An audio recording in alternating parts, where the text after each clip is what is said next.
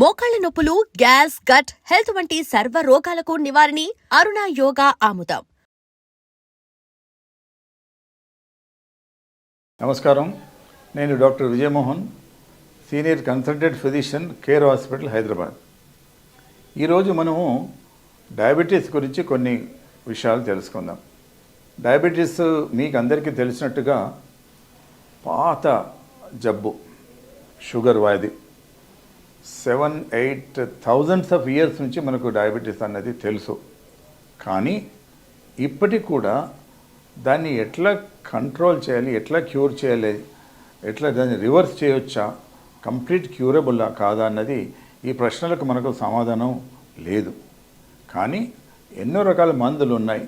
దానికి ఫలానా కారణం అని తెలియదు కాబట్టి మల్టీఫ్యాక్టోరియల్ డిసీజ్ అని చెప్పి డిఫరెంట్ డ్రగ్స్ గ్రూప్ దాదాపు ఒక 50-60 టైప్స్ ఆఫ్ మెడిసిన్స్ ఉన్నాయి, టాబ్లెట్స్, ఇంజెక్షన్స్ డయాబెటీస్కి. అయినా డయాబెటీస్ ఎందుకు అంత ముఖ్యం అంటే, ఈ హై షుగర్ డయాబెటీస్ ఉన్న వాళ్ళకి టార్గెట్ ఆర్గన్ డ్యామేజ్ అని ఉంటుంది. అంటే ఒక 5 to 10 ఇయర్స్ డయాబెటీస్ ఉంటే వాళ్ళకి బ్రెయిన్ ఎఫెక్ట్ కావచ్చు, కళ్ళు ఎఫెక్ట్ కావచ్చు, హార్ట్, కిడ్నీ, నరాలు ఇలాంటి టార్గెట్ ఆర్గన్స్తో వాళ్ళు బాధపడే అవకాశం ఉంటుంది. కాబట్టి ఈ షుగర్ ఇంతవరకు ఎన్ని సైంటిస్టులు రీసెర్చ్ చేసినా కూడా ఈ ఒక్క మందు తీసుకుంటే పోతుంది షుగర్ మళ్ళీ రాదు అని ఉండదు. కాబట్టి ఇండివిజువల్గా ఈ పేషెంట్కి ఈ మందుతో తగ్గుతుంది, ఈ పేషెంట్కి ఈ మందు తగ్గుతుంది అని మేము డిసైడ్ చేస్తాం కొన్ని పరీక్షలు చేసి. సో అయితే ఇప్పుడు ఈ కాలంలో ఏమంటున్నారంటే కొంతమంది రీసెర్చర్స్ దాన్ని రివర్స్ చేసేస్తాము, రివర్సల్ ఆఫ్ డయాబెటీస్, దాన్ని మొత్తం క్యూర్ చేస్తాము, దాని తర్వాత మీరు ఇంకా మందులు వాడాల్సిన అవసరం లేదు అని అంటున్నారు. కానీ రెమిషన్ పాసిబుల్, రెమిషన్ అంటే తగ్గడం పాసిబులే, క్యూర్ పాసిబుల్. దాని రెమిషన్కి క్యూర్కి చాలా తేడా ఉంది. సో ఈ క్యూర్ పాసిబులా కాదా అన్న దాంట్లో రీసెర్చ్ చేస్తే ఇప్పుడు లాస్ట్ 3-4 ఇయర్స్ నుంచి yes it is possible, cure is possible, reversal is possible అని కొన్ని శాస్త్రజ్ఞులు చెప్తున్నారు. కానీ అది మనకు పూర్తి అవగాహన వచ్చి మనకు అర్థమయ్యే దానికి ఇంకా ఒక 5 to 10 ఇయర్స్ పట్టవచ్చు. అయితే ఈ షుగర్ కూడా మనం తీసుకునే ఆహారం పైన ఉంటుంది. మనం తీసుకునే ఆహారం మెయిన్లీ ఇఫ్ మన డైట్లో, మన ఫ్యామిలీ హిస్టరీలో, తర్వాత మన డైట్లో, మన ఆహారంలో కనుక షుగర్ సంబంధించింది కార్బోహైడ్రేట్స్, గ్లూకోజ్ ఎక్కువ ఉంటే మనకు షుగర్ వ్యాధి కూడా వచ్చే అవకాశం ఉంటుంది. కాబట్టి ఫ్యామిలీలో ఎవరికైతే షుగర్ ఉందో, పేరెంట్స్కి కానీ గ్రాండ్ పేరెంట్స్ కానీ షుగర్ ఉందో, వాళ్ళు షుగర్ రాకున్నా కూడా కొంచెం రెగ్యులర్ ఎక్సర్సైజ్, తర్వాత అవాయిడింగ్ కార్బోహైడ్రేట్స్ ఇవన్నీ చేస్తే షుగర్ రాకుండా ఉంటుంది. ఇది ఎందుకంటే ఈ షుగర్ అనేది ఒక 10-15 వేల సంవత్సరాల కింద లేదు. మనం భూమి పుట్టి 4.5 బిలియన్ ఇయర్స్ అయింది. అయినా షుగర్ వచ్చి ఒక 10,000 ఇయర్స్ అయింది. ఎందుకు అంటే అప్పుడు ఒక 10-15,000 ఇయర్స్ కంటే ముందు షుగర్ అనేది లేదు. మనుషులు షుగర్ తినేది కాదు. ఫస్ట్ రైస్ కూడా అప్పుడు లేదు. రైస్ వచ్చి 10-12 వేల సంవత్సరాలు అయింది. షుగర్ వచ్చి 8-10 వేల సంవత్సరాలు అయింది. ఇవి రెండు వచ్చిన తర్వాతనే షుగర్ పెరిగింది అని కొంతమంది సైంటిస్టులు అంటారు. కాబట్టి ఈ రెండుని మనం కొంచెం కంట్రోల్గా ఉంచుకుంటే షుగర్ సంబంధించిన కాంప్లికేషన్స్ రాకుండా ఉంటాయి. మీ షుగర్ కంట్రోల్ కొంతమంది మంచి మందులు వాడినా కూడా కంట్రోల్ లేదంటారు. అంటే వాళ్లకు ఆ మందులు పనిచేయకుంటే వేరే మందులు, నేను అన్నట్టుగా ఎన్నో రకాల మందులు ఉన్నాయి. ఇన్సులిన్ ఇంజెక్షన్స్ కూడా ఉంది. ఈ రోజుల్లో ఈ insulin weekly 1 insulin injection, weekly 1 tablet అని కూడా కొత్తగా వచ్చినాయి. అది కూడా ప్రయోగాల్లో తెలిసిందంటే అవి కూడా బాగానే పనిచేస్తున్నాయి. ఈ యాంటీ డయాబెటిక్ డ్రగ్స్ను జెనెటికల్లీ మాడిఫై చేస్తారన్నమాట. జెనెటికల్లీ మాడిఫై చేసి దాని స్ట్రక్చర్స్ను మార్పు చేసి ఎక్కువ రోజులు పనిచేసేట్టుగా చేస్తారు. దాని హాఫ్ లైఫ్ అంటాం మేము. సాధారణంగా టాబ్లెట్ ఒక రోజు, సగం రోజు పనిచేస్తుంది. ఇప్పుడు వీళ్ళు మనం మార్పులు చేసిన కొత్త డయాబెటిక్ మందులు ఏమైతే ఉన్నాయో అది వారానికి ఒక టాబ్లెట్. ఎంత సులువుగా ఉంటుంది చూడండి. కొంతమంది రెగ్యులర్గా తీసుకోరు, మర్చిపోతారు. దాంతో షుగర్ కంట్రోల్, అది పెద్ద ప్రాబ్లం మన దగ్గర. అథెరెన్స్ అంటే మందులు మీరు రోజు 2 సార్లు 3 సార్లు తీసుకోవాలి అంటే ఒక్కోసారి తీసుకోరు, ఒకసారి మర్చిపోతారు. అనే ఇనర్షియా అంటారు, పేషెంట్ ఇనర్షియా. ఇటువంటి వాటికి అన్నిటికీ జవాబు ఏంటంటే వీక్లీ 1 టాబ్లెట్, వీక్లీ 1 ఇంజెక్షన్ అని కూడా వచ్చాయి. అది ఇప్పుడిప్పుడే ప్రాక్టీస్లో ఉంది, బాగా పనిచేస్తుంది కూడా. మీరు కూడా ట్రై చేయొచ్చు. కాబట్టి ఈ డయాబెటీస్ ఒక లైఫ్ స్టైల్ డిసీజ్. నేను ఇంతకుముందు వీడియోలో చెప్పినట్టు లైఫ్ స్టైల్ డిసీజ్. కాబట్టి మీ చేతిలో ఉంది, మీరు తీసుకునే ఆహారం. వాళ్ళు ఏమంటారంటే you are what you eat, you are what you eat, you will be what you eat. అంటే ఫ్యూచర్లో మీకు 5-10 ఇయర్స్ తర్వాత బీపీ, షుగర్, హార్ట్ ప్రాబ్లం రావద్దంటే ఈరోజే మీరు మంచి డైట్ డిసిప్లిన్ అంటారు. డైట్ జంక్ ఫుడ్ తినకుండా మానేసి, తర్వాత ఈ ఫ్యాట్ ఫుడ్ తినకుండా ఉండి, fried food, high cholesterol, high fat, high salt diet, high carbohydrate diets avoid చేస్తే మంచిది. అవాయిడ్ అంటే ఏం చేయాలంటే రైస్ తక్కువ తినండి, పప్పు కూర ఎక్కువ తినండి, మీ ప్లేట్ని తిప్పేసేయండి. సాధారణంగా మన సౌత్ ఇండియాలో అంటే ముందు ఇంత రైస్ పెట్టుకుంటాం, పక్కన పప్పు కూర చట్నీలాగా తింటాం. ఆ ప్లేట్ని తిప్పేసి రైస్ తక్కువ, చట్నీలాగా రైస్ తిని పప్పు కూర ఎక్కువ తింటే మీకు కొంచెం ఈ కార్బోహైడ్రేట్ లెవెల్స్ తగ్గి, షుగర్ లెవెల్ తగ్గి మీకు షుగర్ రాకుండా ఉంటుంది. తర్వాత ఫ్యూచర్లో ప్రాబ్లం, మీరు డయాబెటీస్ లేకున్నా కూడా రైస్ని తగ్గిస్తే మంచిది. ఎందుకంటే ఈ రైస్ కార్బోహైడ్రేట్సే లోపలికి వెళ్ళి లివర్లో ఫ్యాట్గా మారిపోతుంది. ఫ్యాట్ చాలా చాలా డేంజరస్. ఆ ఫ్యాట్ ఎక్కువ అక్యుములేషన్ అయిందంటే మీ వెయిట్ పెరుగుతుంది, ఫ్యూచర్లో బీపీ వచ్చే అవకాశం ఉంది, ఫ్యూచర్లో షుగర్ వచ్చే అవకాశం ఉంది, ఫ్యూచర్లో హార్ట్ ప్రాబ్లమ్స్ వచ్చే అవకాశాలు ఉన్నాయి. కాబట్టి now everything is boiling down to your diet, మీ ఆహారం. కాబట్టి ఈ డయాబెటీస్ కోసము సూచనలు, సలహాలు తప్పకుండా పాటించాలి. మీరందరూ ప్రాబ్లమ్స్ ఉంటే డాక్టర్ దగ్గరికి వెళ్ళి చెక్ చేయించుకొని ట్రీట్మెంట్ తీసుకోండి. ఎందుకంటే diabetes is a slow killer disease అంటారు. ఈరోజు నాకు షుగర్ వచ్చింది ఏం పర్వాలేదంటే కాదు, అది మీకు 10 ఏళ్ళ తర్వాత దాని ప్రాబ్లం రావద్దంటే ఈ రోజు నుండే మీరు ఈ జాగ్రత్తలు పాటిస్తే మీకు ఫ్యూచర్లో డయాబెటీస్ రిలేటెడ్ ప్రాబ్లం రాకుండా ఉంటుంది. ఈ సీజనల్ ఫీవర్స్ గురించి మాట్లాడుకుందాం. సీజనల్ ఫీవర్స్ అంటే ఇప్పుడు స్పెషలీ ఇప్పుడు వర్షాకాలం మొదలైంది, చాలా చోట్ల జోరుగా వర్షాలు కురుస్తున్నాయి. మీకు అందరు తెలిసినట్టుగానే వర్షాలు కురవగానే దోమలు, ఈగలు, దానికి సంబంధించి జబ్బులు తరచుగా ఎక్కువ వస్తుంటాయి. ఈ జూలై, ఆగస్ట్, సెప్టెంబర్ ఈ 3 మంత్స్ మనకు చాలా ఇంపార్టెంట్. అప్పటికే చాలా హాస్పిటల్లో నెంబర్ ఆఫ్ పేషెంట్స్ కూడా పెరుగుతున్నారు. ఈ సీజనల్ ఫీవర్స్ చాలా పెరిగాయి. సింపుల్ వైరల్ ఫీవర్స్ దగ్గర నుంచి బ్యాక్టీరియల్ ఇన్ఫెక్షన్స్ మొదలైన జబ్బులు వస్తాయన్నమాట.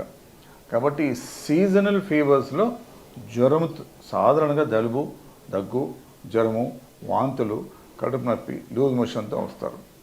కామన్గా మనం ఎన్కౌంటర్ అయ్యేది మలేరియా, డెంగీ, టైఫాయిడ్, హెపటైటిస్ అంటే జాండిస్, ఇలాంటి జబ్బులు సాధారణంగా వస్తాయి. ఈ టైంలో మనం ఎక్కువ కేర్ఫుల్గా ఉండాల్సిన విషయాలు ఏంటంటే మన ఇంటి చుట్టుపక్కన వాటర్ స్టాగ్నేషన్ కాకుండా చూసుకోవాలి, నీళ్ళు నిల్వ ఉండకుండా చూసుకోవాలి. తర్వాత పైన వాటర్ ట్యాంక్లో కూడా మధ్య మధ్యలో చెక్ చేస్తుండాలి. మనము పూల తొట్టీలు, తర్వాత కొబ్బరి చిప్పలు అలాంటివి ఏమైనా వస్తువులు బయట ఉంటాయి, దాంట్లో నీళ్ళు ఆగి అక్కడ కూడా దోమలు తయారయ్యి మనకు ఆ దోమకాటు వల్ల వచ్చే జబ్బులు వచ్చే అవకాశం ఉంటుంది. కాబట్టి ఈ జాగ్రత్తగా ఉండాలి. రెండోది, బయట ఫుడ్ ఎక్కువ తినకుండా ఉంటే మంచిది. ఎందుకంటే బయట దోమలు, ఈగలు అన్నీ దానిపైన కూర్చొని ఉంటాయి. ఎక్కువ ఫుడ్ తినొద్దు. అయినంత మట్టుకు ఫ్రెష్ ఫుడ్ డైలీ, అప్పుడు చేసిన వంట చేసింది, ఏదో పొద్దున్నది సాయంత్రానికి, సాయంత్రం పొద్దున్న తినకుండా. ఎందుకంటే ఈ సీజన్లో ఈ వైరస్, బ్యాక్టీరియా ఇన్ఫెక్షన్ చాలా కామన్గా వస్తాయి. ప్లస్ దీంట్లో చాలా రకాలు ఉంటాయి. సింపుల్ వైరల్ ఫీవర్ అంటే ఒక 2 రోజులు మీకు జలుబు, దగ్గు చేసింది, కొంచెం 2 రోజులు మీరు ఏం మందులు వాడకుండా తగ్గిపోవచ్చు.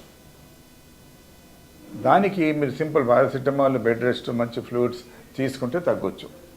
కానీ కొన్ని వైరస్ డిసీజ్ ఎట్లా ఉంటాయంటే అది చాలా ఎన్సెఫలైటిస్, బ్రెయిన్ ఫీవర్, తర్వాత మైకార్డైటిస్ లాంటి పెద్ద సీరియస్ జబ్బులు కూడా ఈ వైరస్ ఇన్ఫెక్షన్తో రావచ్చు.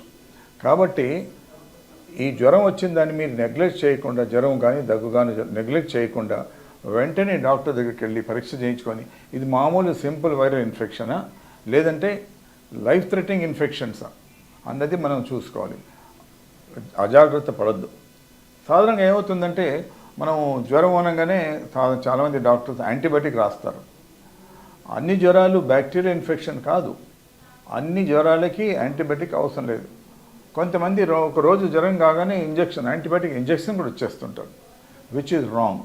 కాబట్టి ఎప్పుడు యాంటీబయాటిక్స్ ఇవ్వాలి, ఎప్పుడు ఇవ్వద్దు. అనవసరంగా యాంటీబయాటిక్స్ ఇస్తే కడుపులో ఉన్న మంచి బ్యాక్టీరియా చనిపోతుంది, బ్యాడ్ బ్యాక్టీరియాతో పాటు మంచి బ్యాక్టీరియా కూడా చనిపోతుంది. కాబట్టి అనవసరమైన యాంటీబయాటిక్స్ వాడద్దు. కొంతమంది ఈ అవగాహన లేకపోవడం వల్ల కొందరు మనం సాధారణంగా మెడికల్ షాప్లోకి వెళ్ళి యాంటీబయాటిక్ కొనేసుకుంటాం. ఇది చాలా ప్రమాదకరం. యాంటీబయాటిక్ ఎప్పుడు ఇవ్వాలి, ఎప్పుడు ఇవ్వద్దు అనేది ఒక ముఖ్యమైన టాపిక్. సో ఇప్పుడు అందువల్లే సాధారణంగా ఈ వర్షాకాలం 3 సీజన్లో ఈ మందుల షాపులలో యాంటీబయాటిక్సే ఎక్కువ సేల్ అవుతుంటాయి. ఎందుకంటే చాలామందికి అవగాహన లేదు. కొంతమంది డాక్టర్స్ కూడా అంటే ప్యానిక్ రియాక్షన్, భయపడే అయ్యో జ్వరం వచ్చింది కదా ఒక యాంటీబయాటిక్ ఇచ్చేద్దాం అన్నట్టుగా బిహేవ్ చేస్తుంటారు. కాబట్టి యాంటీబయాటిక్ ఎప్పుడు ఇవ్వాలి, ఎప్పుడు ఇవ్వద్దు. యాంటీబయాటిక్ ఎంత మంచిదో అంత చెడ్డది కూడా. దాంతో మనకు నష్టాలు రావచ్చు, దాంతో మంచి బ్యాక్టీరియా చనిపోయి దాంతో లూజ్ మోషన్ రావచ్చు, దాంతో సైడ్ ఎఫెక్ట్ కూడా రావచ్చు. కాబట్టి ఈ వర్షాకాలంలో వచ్చే జ్వరాల నుంచి కాపాడుకోవాలంటే ఇవన్నీ మీరు పాటించాలి. డెంగ్యూ ఫీవర్ ఒకటి. డెంగ్యూ ఫీవర్ వచ్చిందంటే ప్లేట్లెట్ తగ్గడము, తర్వాత ముక్కులోంచి కానీ నోట్లోంచి కానీ మోషన్లో కానీ యూరిన్లో కానీ రక్తం రావడము, దాంతో బీపీ డౌన్ కావడము, మల్టీ ఆర్గన్ ఫెయిల్యూర్కి వెళ్ళడం, వెంటిలేటర్, తర్వాత ఒక్కోసారి డెత్ కూడా దారితీసే అవకాశం ఉంది. కాబట్టి ఎంత చిన్న ప్రాబ్లం అయినా కూడా వెంటనే డాక్టర్ దగ్గరికి వెళ్ళి అది టైఫాయిడా, డెంగీనా, లేదంటే మలేరియానా, ఇవన్నీ క్షుణ్ణంగా పరీక్షలతో తెలుసుకొని ప్రాబ్లం ఎక్కువ కాకుండా మొదటి జాగ్రత్త పడితే ఈ సీజనల్ ఇన్ఫెక్షన్తో మనం కాపాడుకునే వాళ్ళం అవుతాము. పిల్లలు, స్పెషల్లీ చిన్న పిల్లలు. సో బయట ఫుడ్ తినొద్దు, అవాయిడ్ చేయండి. స్టోర్డ్ ఫుడ్ ఇంట్లో స్టోర్ చేసి కూడా తినొద్దు. ఎప్పటికప్పుడు వేడిగా అప్పుడు వండిన ఆహారం పదార్థాలు తినాలి. సో మీకు చిన్న ప్రాబ్లం వచ్చినా కూడా వెంటనే మీ డాక్టర్ దగ్గరికి వెళ్ళి చూపించుకోండి. ఈ వైరల్ ఫీవర్స్లో కొన్ని నేను అన్నట్టుగా కొన్ని డేంజరస్ ఫీవర్స్ కూడా ఉంటాయి. బ్రెయిన్ ఫీవర్ వచ్చిందంటే ప్రాణానికి అపాయమయ్యే అవకాశం ఉంటుంది. కాబట్టి జాగ్రత్తగా ఉండండి. నీళ్లు నిల్వకుండా చూసుకోండి. ఇంటి దగ్గర ఫ్రెష్ నీళ్ళు తాగండి. నీళ్ళు కాచి మరిగించి చల్లబరిచి తాగండి. తర్వాత స్టోర్డ్ ఫుడ్ అవాయిడ్ చేయండి. ఇవన్నీ చిన్న చిన్న సలహాలు పాటిస్తే చాలా మట్టుకు మీకు ఈ సీజనల్ ఫీవర్స్ నుంచి కాపాడుకునే వాళ్ళు అవుతాం. మనం లైఫ్ స్టైల్ దానికి సంబంధించిన జబ్బుల గురించి మాట్లాడదాం. లైఫ్ స్టైల్ డిసీజెస్ ఈ రోజుల్లో మీ అందరికీ తెలుసు, లాస్ట్ 4 to 5 decades నుంచి మన మానవ జీవన విధానం, మనం తీసుకునే ఆహారంలో చాలా గొప్ప మార్పులు వచ్చాయి. దీనివల్ల మనకు ఎంత మంచి జరుగుతుంది, ఎంత చెడ్డ జరుగుతుంది అన్నది చాలాసార్లు రీసెర్చ్ చేశారు, డిస్కస్ చేశారు. దాంతో ఏమవుతుందంటే ఇప్పుడు లైఫ్ స్టైల్ డిసీజెస్ అన్నవి చాలా ముఖ్యం, ఇంపార్టెంట్ ప్లేస్లో ఉంది. అంత శాస్త్రజ్ఞులు కూడా దీనిపైన చాలా టెస్ట్లు అవి చేస్తున్నారు. మనం ఈ మధ్యలో వింటున్నాము, యంగ్స్టర్స్ కూడా హార్ట్ అటాక్, బీపీ, షుగర్ వస్తుంది.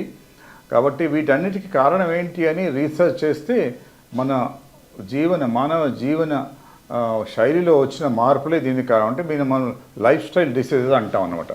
లైఫ్ స్టైల్ రిలేటెడ్ డిసీజెస్ ఇవి ఏంటిది? High BP, high sugar, heart problems, brain problems, kidney, ఇవన్నీ ఈ రోజుల్లో తక్కువ వయసు ఉన్నవాళ్ళకి. అంతకుముందు ఈ జబ్బులన్నీ పెద్దవాళ్ళకు వచ్చే జబ్బులు అని అనుకునేవాళ్ళం. ఈవెన్ క్యాన్సర్ కూడా యంగ్ పీపుల్లో కూడా వస్తుంది. దీని అన్నిటికీ కారణం ఏంటంటే ఇప్పుడు కొంతమంది గ్రూప్ ఆఫ్ సైంటిస్ట్ ఏమంటున్నారంటే డయట్, మనం తీసుకునే ఆహారం చాలా ముఖ్యము, దానివల్లే చాలా జబ్బులు వస్తాయి, అన్ని రోగాలు మొదలయ్యేది ఇక్కడ నుంచి అని అంటున్నారు. చాలా మట్టుకి డయట్ రిలేటెడ్ డిసీజ్లో బీపీ, షుగర్, కొలెస్ట్రాల్, తర్వాత ఓవర్ వెయిట్, తర్వాత ఈ అల్జైమర్స్ అనే రోగము, తర్వాత ఈవెన్ క్యాన్సర్స్ కూడా మన తినే ఆహారంలో వచ్చే మార్పులతో వస్తుంది అని కూడా అంటున్నారు. ఈ మధ్యలో మనం వింటూనే ఉన్నాము, ఈ ప్లాస్టిక్ అనేది మనం ఎక్కువ యూజ్ చేస్తున్నాం. ఎంత ప్రచారం చేసినా ప్లాస్టిక్ వాడొద్దు అన్నా కూడా అది మన మన దైనందిన జీవితంలో నుంచి పోవట్లేదు. ప్రతి దాంట్లో మనం ప్లాస్టిక్ వాడతాం. కాబట్టి ఆ ప్లాస్టిక్ మనకు బాడీలో కూడా వెళ్తుంది, మైక్రో ప్లాస్టిక్స్ అది బాడీలో వెళ్తుంది. దాంతో కూడా కొన్ని రోగాలు వస్తాయి. అయితే ఈ జీవన శైలితో వచ్చే రోగాలలో నేను అన్నట్టుగా బీపీ, షుగర్, హార్ట్ ప్రాబ్లమ్స్ ఉన్నాయి. ఇవన్నీ కడుపులో మనం తినే ఆహారం మూలాన వస్తుందంటారు. మనం తినే ఆహారంలో మంచి ఆహారం, చెడు ఆహారం అని రెండు ఉంటాయి. ఇప్పుడు ఎక్కువ ఫ్యాట్, ఎక్కువ ఉప్పు, ఎక్కువ ఫ్రైడ్ ఐటమ్స్ ఇవన్నీ మంచి ఫుడ్ కాదు. ఎందుకు మంచి ఫుడ్ కాదు అంటే మన బాడీలో నార్మల్ హ్యూమన్ బాడీలో ఒక 4 ట్రిలియన్ సెల్స్ ఉంటాయి మొత్తం బాడీలో, లోపల బయట స్కిన్, బోన్స్, లంగ్స్ అన్ని 4 ట్రిలియన్ 4 ట్రిలియన్ సెల్స్ ఉంటాయి. కానీ మన కడుపులో ఉన్న బ్యాక్టీరియా గట్ మైక్రోబైట్ అంటాం, అది ఒక 10 ట్రిలియన్స్ ఉంటాయి. అంటే మన హోల్ బాడీలో 4 ట్రిలియన్స్, తర్వాత కడుపులో ఉన్న బ్యాక్టీరియా మాత్రమే సెల్స్, అంటే బ్యాక్టీరియా మాత్రమే ఒక 10 ట్రిలియన్స్ ఉంటాయి. దాంట్లో గుడ్ బ్యాక్టీరియా, బ్యాడ్ బ్యాక్టీరియా. మనం ఉండే అట్మాస్ఫియర్లో చాలా బ్యాక్టీరియా, వైరస్ ఉంటాయి. మనం ప్రతిసారి గాలి తీస్తున్నప్పుడు, తింటున్నప్పుడు మన మిలియన్స్ ఆఫ్ బ్యాక్టీరియా, వైరస్ లోపలికి వెళ్తుంది. కానీ దేవుడు మనకు ఒక ఇమ్యూన్ సిస్టమ్ అని ఒకటి ఇచ్చాడు. ఆ ఇమ్యూన్ సిస్టమ్ వల్ల ఇవి మనకు సాధారణంగా రోగం రాదు, కానీ వచ్చే అవకాశం ఉంటుంది. మనం తినే ఆహారంలో యాజ్ ఐ సెడ్ మంచి ఆహారం, చెడు ఆహారం. ఈ కడుపులో ఉండే bacteria, microbiota, good bacteria, bad bacteria రెండు ఉంటాయి. Good food is good for good bacteria, bad food is good for bad bacteria. అంటే మనం తినేది బయట ఈ junk food, fried food, processed food, tinned food, stored food ఇవన్నీ మంచిది కాదు. ఈ రోజుల్లో ఈ యంగ్స్టర్స్ అందరూ they are getting attracted to outside food. ఈ బయట నుంచి ఆర్డర్ చేసి ఆన్లైన్ తెప్పించుకోవడము, లేదంటే స్ట్రీట్లో ఫాస్ట్ ఫుడ్ ఇవ్వడము, జంక్ ఫుడ్, వీళ్ళని జంకీస్ అంటాం మనం. ఈ జంక్ ఫుడ్ కూడా ఇప్పుడు ఏం కాకపోవచ్చు, over a period of time 5 years 10 years down the lane దాంతో వచ్చే రోగాలు ఎన్నో ఉంటాయి. కాబట్టి యంగ్స్టర్స్లో ఈ వచ్చే రోగాలలో ఈ BP, sugar, heart related problems mostly ఈ మనం తీసుకునే ఆహారం వల్ల వస్తుందని శాస్త్రజ్ఞులు చెప్తున్నారు. కాబట్టి everything is boiling down to heart, abdomen, your tummy. దీంట్లో gut bacteria, good bad bacteria ఉంటుంది. కాబట్టి మనం మంచి ఆహారం అంటే ఎక్కువ వెజ్ కూరగాయలు, ఎక్కువ ఫ్రూట్స్, తక్కువ ఫ్యాట్, తక్కువ ఉప్పు, తక్కువ కార్బోహైడ్రేట్స్. ఈ రైస్, షుగర్ దీంట్లో కార్బోహైడ్రేట్స్ ఉంటాయి. ఈ అంతకుముందేమో ఫ్యాట్ ఎక్కువ డేంజర్ అనేవాళ్ళము, ఇప్పుడు ఫ్యాట్ కొంచెం తీసుకుంటే పర్వాలేదు అని శాస్త్రజ్ఞులు చెప్తున్నారు. కానీ ఇప్పుడు మెయిన్ ఏంటంటే కార్బోహైడ్రేట్స్ అంటే షుగర్, స్వీట్స్, రైస్ ఇవన్నీ. కార్బోహైడ్రేట్స్ కూడా మనం తిన్న తర్వాత they will get converted into fat in the liver.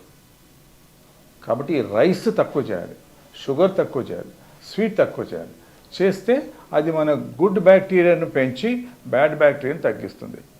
ఈ రెండింటి మధ్యలో వారు జరుగుతుంది అన్నమాట, గుడ్ అండ్ బ్యాడ్ బ్యాక్టీరియా కడుపులో, మైక్రో బ్యాక్టీరియా. సో ఇది డిస్బ్యాలెన్స్, డిస్బయోసిస్ అంటాం. మనం అంతా సింబయోసిస్లో బతుకుతున్నాం. అంటే వాళ్ళు ఉన్నందుకే మనం బతుకుతున్నాం, మనం ఉన్నందుకే వాళ్ళు బతుకుతున్నారు. ఆ బ్యాక్టీరియా లేనిది మనం ఉండలేము, మనం లేనిది బ్యాక్టీరియా ఉండలేదు. మనకు అవసరం, కానీ బ్యాడ్ బ్యాక్టీరియా కూడా లోపలికి వెళ్తుంది. కాబట్టి దానికి తగిన ఫుడ్ మనం ఇవ్వద్దు. నేను చెప్పినట్టుగా fried food, spicy food, stored food, over heated food, fast food వాడు 2 నిమిషాలు మీకు చేసి ఇచ్చేస్తాడు. తర్వాత స్టోర్డ్ ఫుడ్, ప్రాసెస్ ఫుడ్, ఇవన్నీ ఫుడ్ తినకుండా ఉంటే ఫ్యూచర్ అవాయిడ్ చేయాలి. అయినంత మట్టుకు ఎక్కువ కూరగాయలు, ఎక్కువ ఫ్రూట్స్ తినాలి. తింటే ఈ రైస్, ఫ్యాట్, ఉప్పు తక్కువ ఉన్న పికిల్స్, పాపడ్స్, చిప్స్, పొటాటో మంచిదే, కానీ మీరు ఉట్టి బాయిల్డ్ పొటాటో తింటే మంచిది. చిప్స్ తినొద్దు, ఫ్రెంచ్ ఫ్రైస్ తినొద్దు. ఇవన్నీ చాలా మనం జాగ్రత్తగా ఉంటే ఫ్యూచర్లో ప్రాబ్లం లేక ఈ లైఫ్ స్టైల్ రిలేటెడ్ డిసీజెస్ ఏవైతే యంగ్స్టర్స్కి వస్తుందో ఈ రోజుల్లో అది తగ్గించిన వాళ్ళం అవుతాం. సో కాబట్టి మై డియర్ వ్యూవర్స్, మీరు తీసుకునే డయట్ మీద ఎక్కువ ఫోకస్ చేసి avoid eating all the junk food. Salad చాలా మంచిది, అంటే రా వెజిటబుల్స్, దాంట్లో ఫైబర్ ఉంటుంది. Fibre is good food for good bacteria. మనకు అవసరం లేదు ఫైబర్, మనం డైజెస్ట్ చేయలేము, కానీ మనం డైజెస్ట్ చేయలేనిది తను తింటుంది అన్నమాట, ఏది గుడ్ బ్యాక్టీరియా. కాబట్టి ఈ డైట్ గురించి చాలా ఇంపార్టెంట్. అసలు ఈ లాస్ట్ 30-40 ఇయర్స్ నుంచి ఎక్కువ రీసెర్చ్ దీనిపైన జరుగుతుంది. So take good food which is good for your good bacteria. Thank you very much.